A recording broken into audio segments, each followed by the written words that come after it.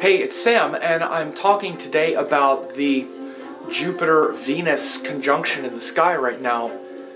We often take for granted that Jupiter and Venus are naturally inimical toward each other, and astrologers especially tend to really sort of poo-poo this whole relationship and say, well, but, you know, Jupiter, it's one of the good ones, and Venus is one of the good ones, so it's good.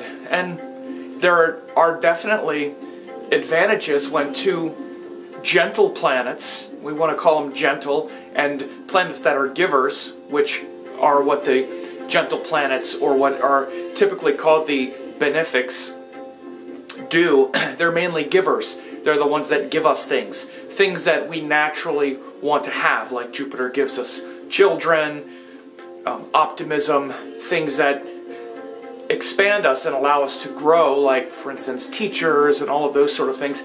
And Venus gives us, I should say, Jupiter's things come in a more sort of otherworldly nature. That's why Jupiter is the guru, and he's the teacher of the devas, which means he's the teacher of the part of you that is looking to learn and looking to connect with something more than what's just of this earth. So the teacher of the devas is Jupiter, and the devas are really, you know, the part of you that is interested in more than just your worldly life. And Venus is the teacher of the asuras, or the part of you that wants to fulfill your desires, be happy, get good things that you enjoy, like food that you like, people that are nice, relationships. All of those kinds of things are ruled by Venus, and Venus is the teacher of the asuras. It's a very interesting dynamic that you should understand. Why Venus is the teacher of the asuras? Why are those things related to the asuras? Because they're related to our desires. And the asuras are the part of you, you know, this struggle between the demons and the asuras, or the gods and the asuras, the devas and the asuras, or gods and demons, is not some thing out there. It's happening within you. The battleground is within you every day with every choice that you have. You have the possibility to follow what you know is right. What you've learned that is right comes from Jupiter. Jupiter defines what you think is right. It's your philosophy, your principles. What you think is the answer. That's why Jupiter is the teacher of the gods. It compels you to look for an answer, for something higher. So you have the choice to do something right, but that's often in conflict with what makes you happy right now in the moment, which is related to your desires and people and things of this world. So this conflict between what you know is right and what makes you happy in the moment has a lot to do with the struggle between Venus and Jupiter. Now the application, between Venus and Jupiter, the application of this comes in a struggle between Venus and Mars, because Mars is what has the strength to put our principles, which is Jupiter, into action.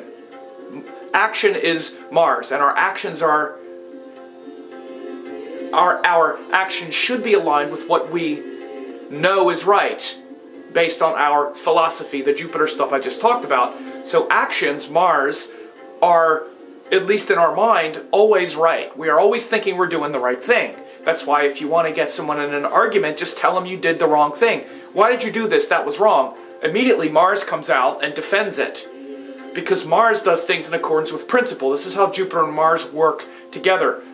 But again, talking about Mars because he's our principles in action, and Venus is our desire to enjoy life and happiness and pleasure in the moment. So it's the struggle between Venus, happiness, both conceptual and literal in the moment, that's in conflict with Jupiter, which is our long-term principles and goals, that comes into contrast when Jupiter and Venus get very close to each other in the sky, or when they join. If they're in someone's natal chart, you'll see this conflict between worldly happiness and otherworldly concepts.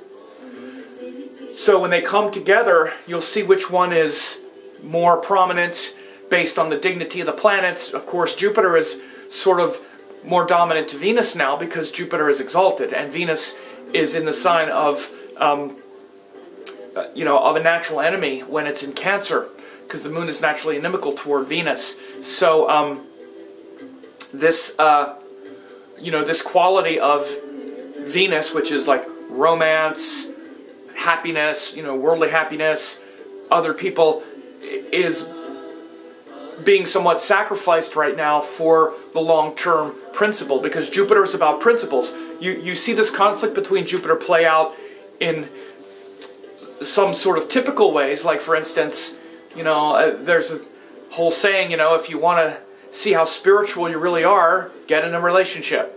Start having a relationship and you see how spiritual you really are, because all your desires come out, all of your willfulness comes out. And this is why Venus comes after Jupiter in the planetary order. The planets go Sun, Moon, Mars, Mercury, Jupiter, Venus. Venus comes after Jupiter because we have these ideas about what's righteousness and what's true in some high philosophical way. But then we've incarnated with a body that wants to enjoy life, wants to enjoy other people, and those desires come and bring our philosophies and principles right down to earth. One of the examples I use between, to illustrate the Jupiter-Venus sort of conflict is that, we've all heard of, like famous preachers who then you find out they have these kind of secret, dalliances with prostitutes, or, what was his name, Jim Bakker, or that evangelist years ago, I don't remember, the one who was crying. He was like, "Forgive me." It's a famous, not to laugh at him, but it was a famous video. I don't remember his name. But these preachers who fall from grace, Jimmy Swaggart.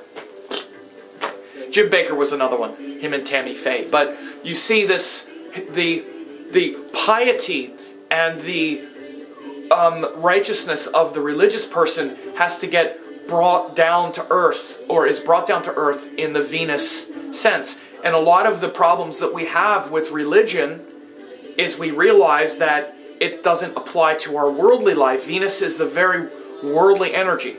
And that's why Venus is the teacher of the Asuras. Because the Asuras are the part of it's a deep part of our nature. In fact, it's really kind of our default stance. As much as we want to tell ourselves, oh, I'm not, these what are called Asuric forces or demonic forces, I don't have a lot of them. It doesn't mean killing people. I mean, that's an extreme. That's like an abomination. That's the extreme part of it. It's actually just the part of you that's willful and wants what you want. And, our default kind of approach, especially when we're young, before life kind of beats us down and kicks us down and shows us that we're not, that those tactics don't work, because we try to make it work. We try to push our will and get our way as much as we can. And then we learn it doesn't work. But that part of us, like when you look at children, is the Asuras. That's the Asuras. You look at children, they're all, little Asuras, as far as when they don't get what they want. Of course, they're also Devas. Everything in children is very noticeable because they're so extreme. They're not as strategic with their ego. So you see they're so angelic, but then when they don't get what they want, they're absolute demons. They'll take a gun and kill you because they don't know the consequence. They don't understand consequences yet. Consequences teach us more maturity around these issues, but our kind of default program is very much that Asura. It's really the struggle between the ego, which is the Asura, and our will. And our soul. So the separate self, the higher self, is really the struggle of the demons and the gods. Jupiter teaches the God part of you, which means that elevated part of you is taught by Jupiter stuff, which is higher principles, great teachings, keeping your eye on the high principle. And the worldly Asura part of you is taught by Venus, which is how to satisfy our desires and also allow others to satisfy their desires. And there are some great stories about it, back in the Vedas, between Brhaspati, which is Jupiter in the Vedas, and Shukracharya. Acharya means teacher. Shukra was the name of Venus. That really shows this conflict. So it's very interesting. In the Matsya Purana, one of the great Indian texts, they talk about Brhaspati, which was the name of Jupiter, and Shukra, which is the name of Venus. And these two acharyas, these two teachers, one is the teacher of the gods, one is the teacher of the demons. Or I'm sorry, yeah, of the demons. So Jupiter, teacher of the gods, and Shukra, the teacher of the demons, both studied under Brhaspati's father, called Angira. He was one of the sages. And Angira naturally favored his son, Brhaspati, more, which made Shukra sort of jealous and leave. And Angira made Brhaspati the teacher of the Devas, and Shukra then became teacher of the Asuras, especially after Lord Vishnu killed Shukra's mother, because Shukra's mother was harboring and sheltering some of the demons who were in retreat. So what happened is Shukra then learned the great mantra to resurrect the dead and started resurrecting the dead demons, which of course concerned the, Brhaspati, who was the great teacher of the Devas. So what happened is Brhaspati sent his son Katya to study with Shukra to hopefully learn this great mantra to raise the dead. And then Brhaspati's son fell in love with Shukra's daughter, and also really loved studying with Shukra. He really saw Shukra as his guru. So the son of Brhaspati studied with Shukra and learned this victory over death, this mantra to resurrect the dead.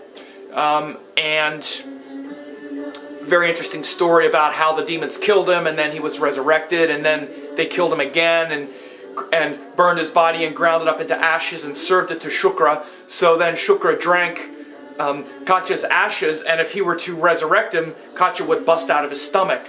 So he transmitted the mantra to Katya that way, and then he resurrected Katya, and then once Katya popped out of his stomach, then Katya resurrected Shukra.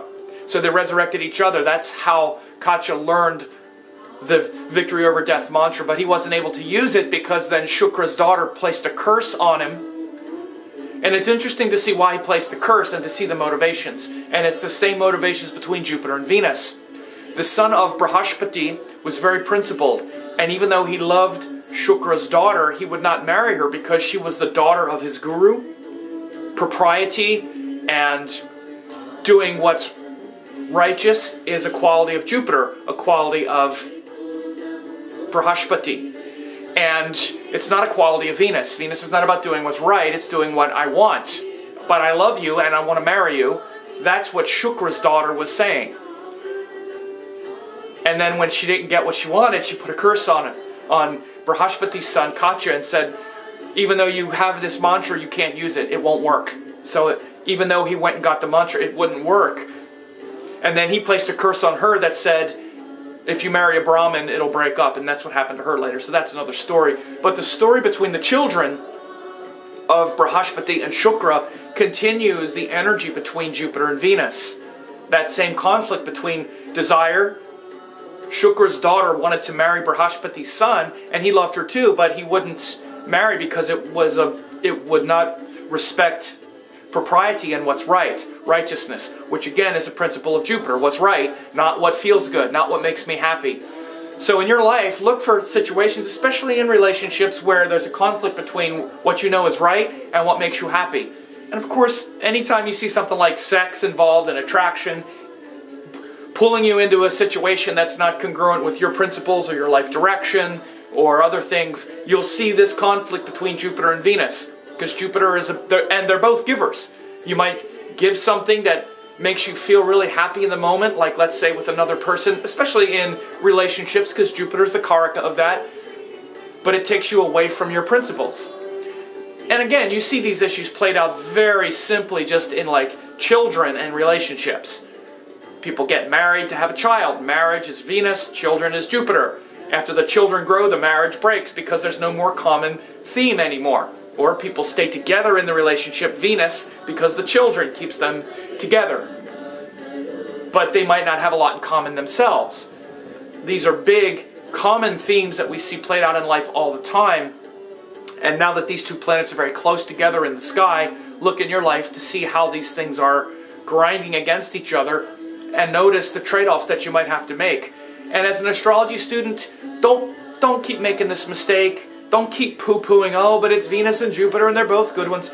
You're going to see this struggle come up. And yes, there are positive benefits as well. And you can, trying to bring those things together and you know, the potential to really grow and to really learn and to, you know, and to see a lot of teaching and wisdom unfolding through, you know, love and compassion. It doesn't mean there's always pain and struggle, especially right now. Jupiter is exalted. So there's a great capacity to really be learning a lot, especially on a higher level, about yourself and about these themes. Other times when Jupiter is maybe getting the worst of the conjunction, you'll see where Jupiter stuff gets sacrificed. Like, for instance, if Venus and Jupiter are in Taurus or in Libra, or in, let's say, Capricorn or Aquarius, signs where Venus is much more powerful, you'll often see the person will sacrifice their life direction, their higher principles and teachings, in order to have the connection. But then there's going to be struggle. There'll be a struggle based on those trade-offs. This is how these things work. So it's not a matter of judgment or saying it's good or bad or whatever. It's a matter of identifying these inner conflicts. And the study of astrology is really, once you know it, it's a study of identifying and pinpointing these inner conflicts. Because that's what the planetary energies are. And when they come together, there's always a little bit of an inner conflict set up. When planets have a basic disagreement like Jupiter and Venus do, it sets it up on a very powerful level, especially if one of them is exalted. It's really showing, okay, this is really going on. And the relationship, let's say, or the issue with the other people, it doesn't mean we have to leave it. It's an opportunity to really see it and go, man, it's true. My life purpose needs to be more defined around, you know, personal issues in this way. Like, I need to know how to deal with whether it's my desires or honor another person's desires, or really learn the nature of my relationships, whether they're romantic or not, or my growth in that, you know, it's being shown to us because Venus is with an exalted Jupiter, which is bringing a lot of wisdom into this. So this is getting a little longer than I thought, but it's a lot to talk about, and let me know what you think, and let me know how these things are playing out in your life.